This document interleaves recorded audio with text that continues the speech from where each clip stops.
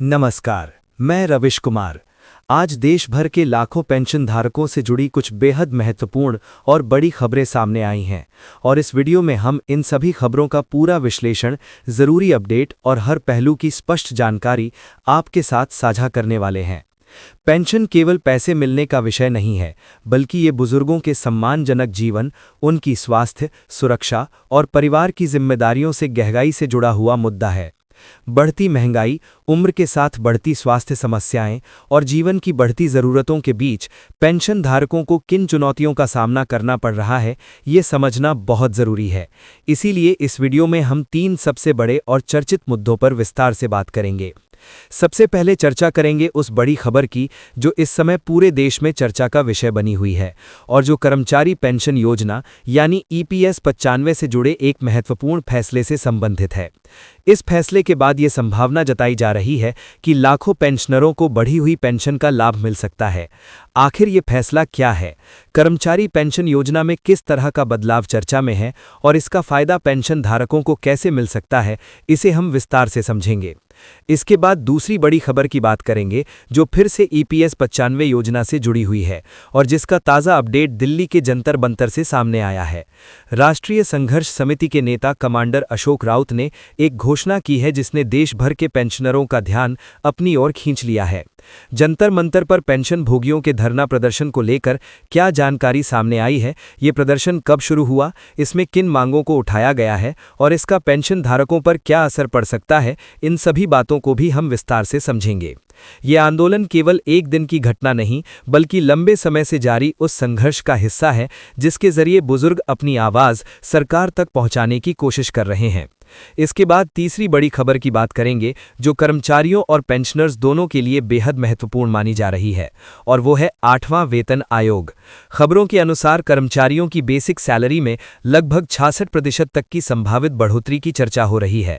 आखिर ये नया फैमिली यूनिट फॉर्मूला क्या है, इससे सैलरी और पेंशन का गणित किस तरह बदल सकता है और कर्मचारियों के साथ पेंशनर्स को इसका फायदा कैसे मिल सकता है, ये भी हम आपको इसी वीडियो में विस्तार से बताएंगे। इसलिए सभी पेंशन धारकों, रिटायर्ड कर्मचारियों और उनके परिवार के सदस्यों से अनुरोध है कि इस वीडियो को शुरू से अंत तक जरूर देखें, क्योंकि इसमें दी गई जानकारी आपके जीवन से सीधे जुड़ी हो सकती है। अगर आप हमारे चैनल पर नए हैं तो चैनल को सब्सक्राइब कर लें और नोटिफिकेशन के लिए घंटी का बटन दबा दें ताकि हर नई वीडियो की जानकारी आपको सबसे पहले मिल सके। वीडियो को लाइक करें और इसे अपने पेंशनर, साथियों, रिश्तेदारों और परिवार के लोगों के साथ जरूर साझा करें ताकि ये जरूरी जानकारी ज्यादा से ज्यादा लोगों तक पहुंच सके। तो दोस्तों, अब बिना किसी देरी के शुरुआत करते हैं ईपीएस 95 से जुड़ी उस बड़ी खबर से जो बढ़ी हुई पेंशन की संभावना को लेकर सामने आई है। सबसे पहले समझते हैं कि ईपीएस 95 क्या है और पेंशनरों की मांगें क्या हैं। कर्मचारी पेंशन योजना 11995 यानी ईपीएस 95 देश के संगठित क्षेत्र के कर्मचारियों के लिए एक महत्वपूर्ण सामाजिक सुरक्षा योजना है जिसे वर्ष 11995 में शुरू किया गया था। इस योजना के तहत कर्मचारी और नियोक्ता दोनों पेंशन फंड में योगदान करते हैं और रिटायरमेंट के बाद कर्मचारी को मासिक पेंशन दी जाती है। लेकिन समय के साथ इस योजना में कई कमियां सामने आई हैं, जिसके कारण आज मिलने वाली पेंशन धारकों के लिए पर्याप्त नहीं मानी जा रही। सेवानिवृत्त कर्मचारियों का कहना है कि जो पेंशन उन्हें मिल रही है वो बढ़ती महंगाई, स्वास्थ्य खर्च और परिवार की जरूरतों के सामने बेहद कम है। यही कारण है कि पेंशनर्स एक बार फिर अपने अधिकारों के लिए आंदोलन कर रहे हैं। सोमवार को हजारों पेंशनर विरोध प्रदर्शन में शामिल हुए और उन्होंने अपनी मांगों को जोरदार तरीके से उठाया। उनकी पहली और सबसे महत्वपूर्ण मांग न्यूनतम पेंशन को लेकर है। वर्तमान में कई पेंशनरों को मात्र 1000 से भी कम पेंशन मिल रही है, जो आज के समय में बहुत कम है। इसीलिए पेंशनर्स की मांग है कि न्यूनतम पेंशन को बढ़ाकर कम से कम 7500 रुपये प्रति माह किया जाए और इसके साथ महंगाई भत्ता भी जोड़ा जाए ताकि हर 6 महीने में महंगाई के अनुसार पेंशन बढ़ सके। कई पेंशनर ऐसे हैं जिन्होंने 30 से 35 साल तक नौकरी की, लेकिन आज केवल 500 से 800 पेंशन पर जीवन गुजार रहे हैं। दूसरी है बड़ी मांग स्वास्थ्य सुविधाओं से जुड़ी है। पेंशनर्स चाहते हैं कि उन्हें और उनके जीवन साथी को मुफ्त और बेहतर चिकित्सा सुविधा मिले, क्योंकि बढ़ती उम्र के साथ बीमारियां और इलाज का खर्च लगातार बढ़ता जाता है। तीसरी मांग उन कर्मचारियों से जुड़ी है जो किसी कारण से ईपीएस 95 का हिस्सा नहीं बन पाए। पेंशनर्स का कहना है कि ऐसे कर्मचारियों को कम से कम 5000 मासिक पेंशन दी जानी चाहिए ताकि उन्हें भी बुढ़ापे में आर्थिक सहारा मिल सके। चौथी बड़ी मांग सुप्रीम कोर्ट के फैसले को लागू करने की है। 4 नवंबर 2022 को सुप्रीम कोर्ट ने फैसला दिया था कि कर्मचारियों को उनकी वास्तविक सैलरी के आधार पर पेंशन पाने का अधिकार है और पात्र कर्मचारियों को हायर पेंशन का विकल्प मिलना चाहिए। लेकिन कई जगहों पर यह फैसला पूरी तरह लागू नहीं हुआ है, इसीलिए पेंशनर्स चाहते हैं कि इसे जल्द लागू किया जाए। अब बात करते हैं दिल्ली के जंतर मंतर से आई बड़ी खबर की। कमांडर अशोक राउत के नेतृत्व में राष्ट्रीय संघर्ष समिति ने घोषणा की है कि पेंशन भोगी जंतर मंतर पर 3 दिन का धरना प्रदर्शन करेंगे।